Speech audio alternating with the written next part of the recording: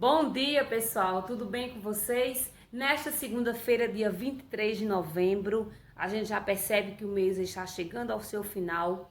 Nós vamos trabalhar as 3 disciplinas, português, matemática e ciências, mas inicialmente vamos invocar a Trindade Santa, que é o Pai, que é o Filho, que é o Espírito Santo, para nos abençoar, para nos proteger, para nos dar cada vez mais saúde e muita sabedoria.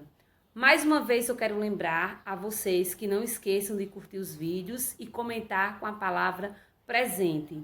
E mais uma dicasinha também, não deixe as atividades de hoje para fazer no dia da correção. Hoje é o dia de você colocar no seu papelzinho, no seu caderno, no seu livro, as atividades que vocês irão fazer para hoje, para essa segunda-feira, conforme o que você sabe, conforme o que você aprendeu. E amanhã, na terça-feira, a gente estará aqui de volta, fazendo as nossas correções. Então, tenham todos um dia bem abençoado.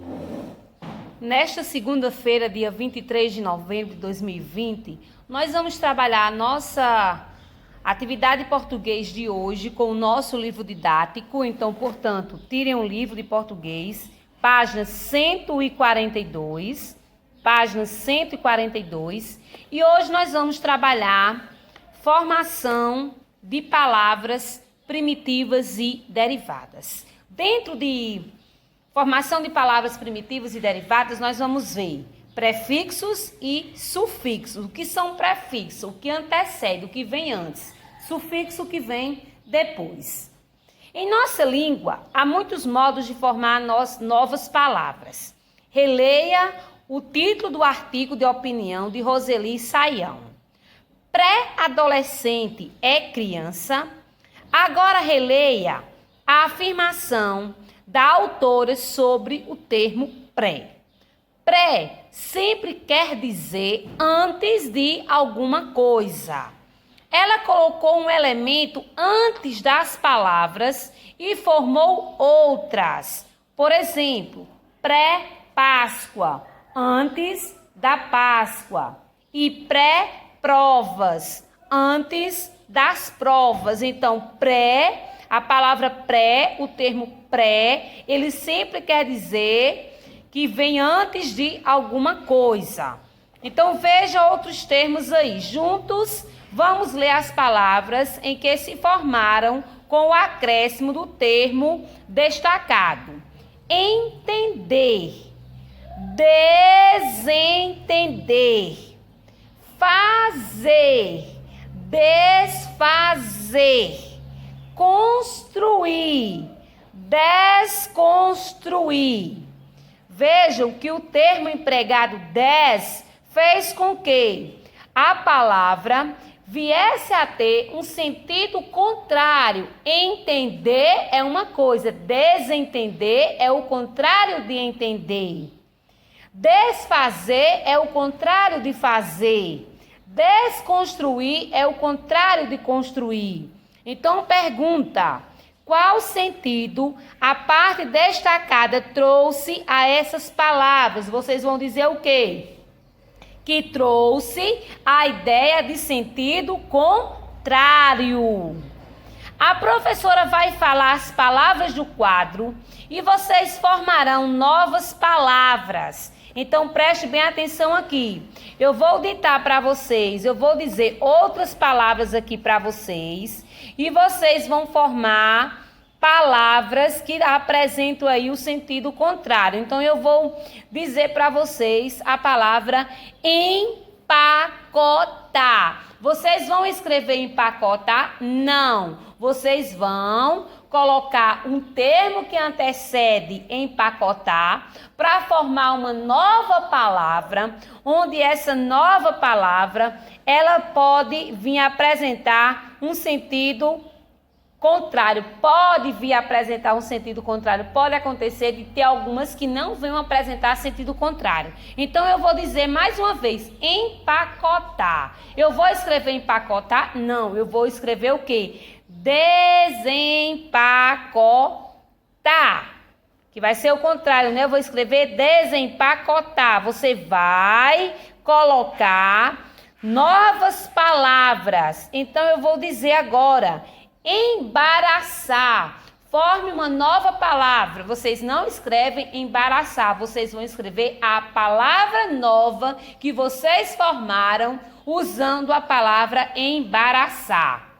Encaminhar, encaixar, dizer, encardir, carregar. Vocês vão formar novas palavras a partir das palavras que estão sendo apresentadas aí neste quadro do livro de vocês.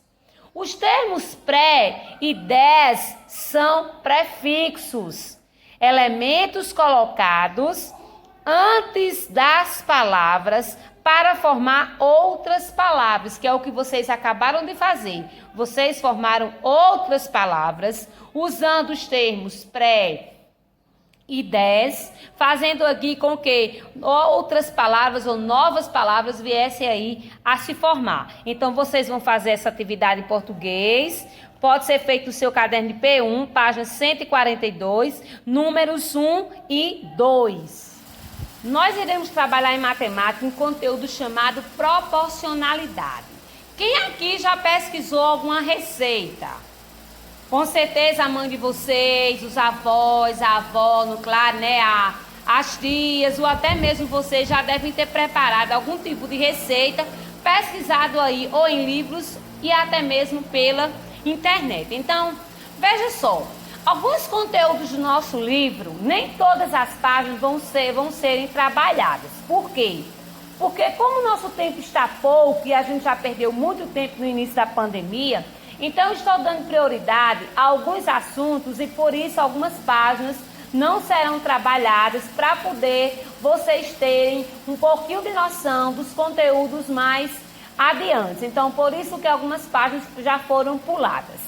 No conteúdo de proporcionalidade, a gente vai trabalhar aí uma receita de biscoitinhos de goiaba.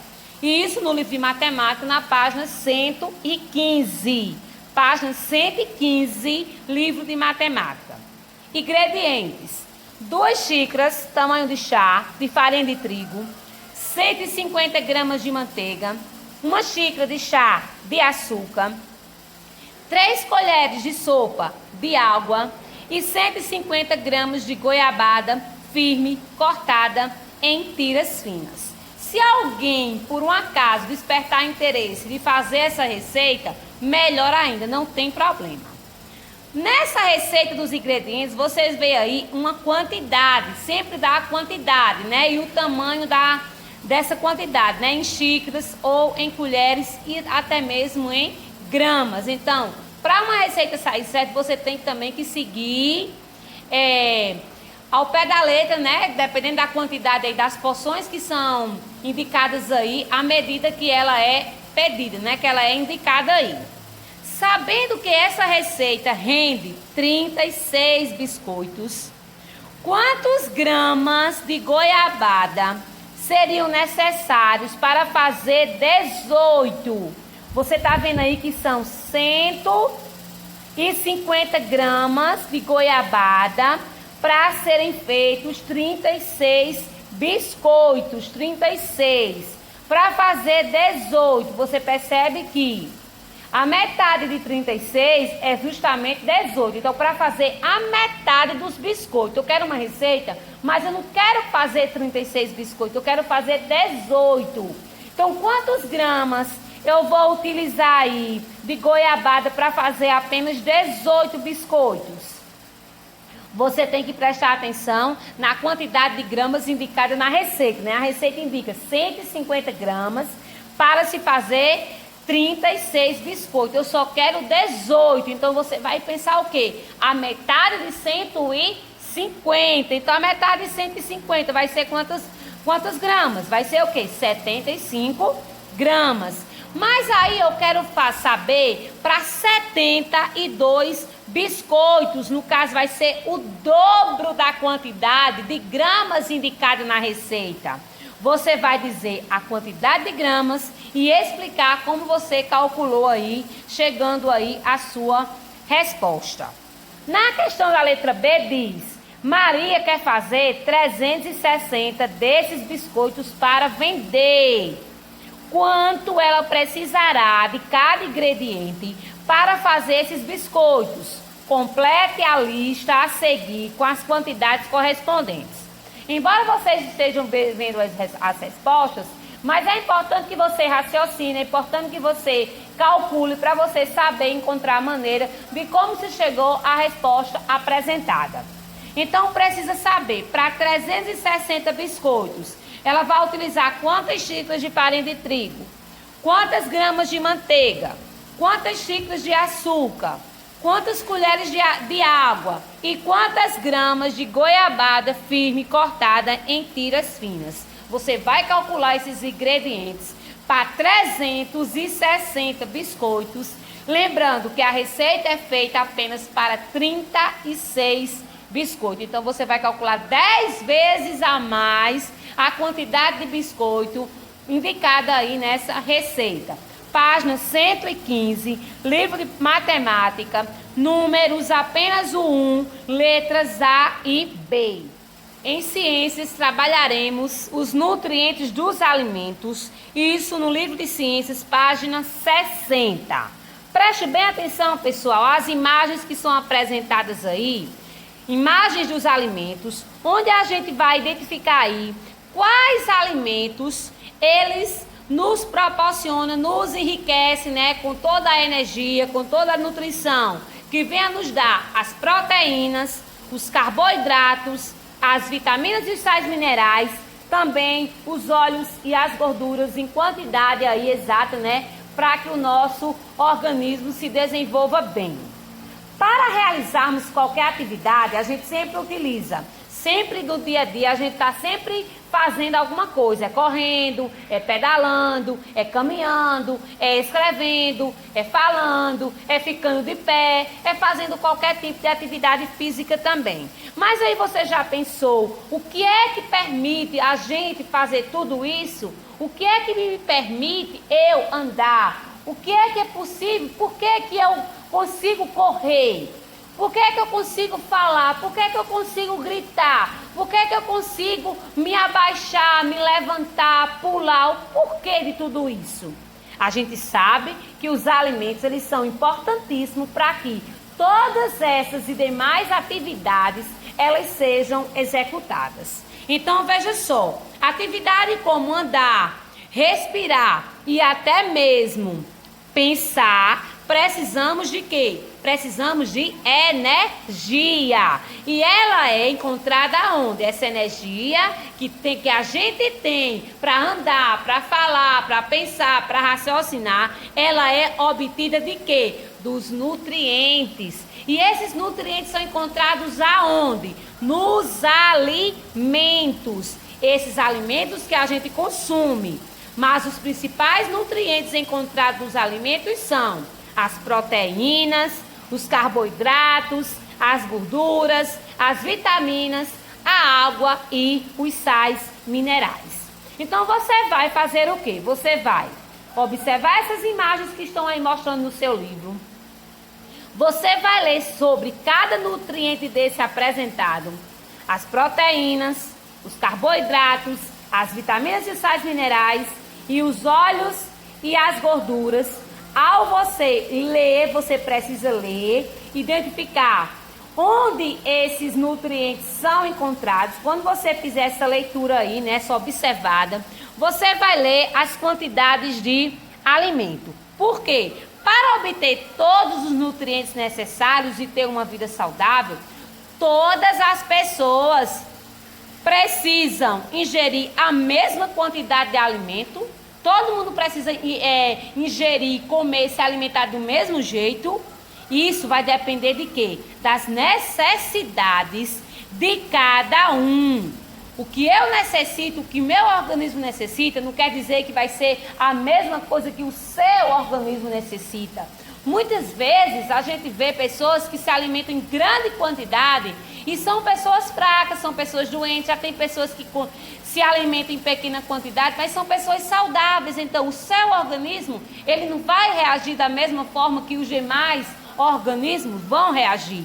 Então, o quadro a seguir, ele vai mostrar a quantidade em porções dos tipos de alimento da pirâmide alimentar, que a gente já trabalhou essa pirâmide alimentar, conforme a faixa etária. Então, você vai observar esse quadro aqui com o número diário de porções recomendadas para cada grupo da pirâmide alimentar, de acordo com a faixa etária, de acordo com a idade, que vai de 6 a 11 meses, até os adolescentes e adultos.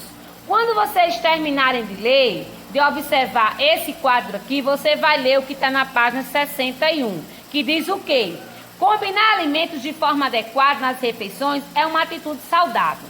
Eu sempre aprendi que quanto mais colorido a nossa refeição estiver, mais saudável a gente vai estar, porque nós vamos consumir exatamente os alimentos que são indicados para se ter uma refeição, uma boa refeição equilibrada.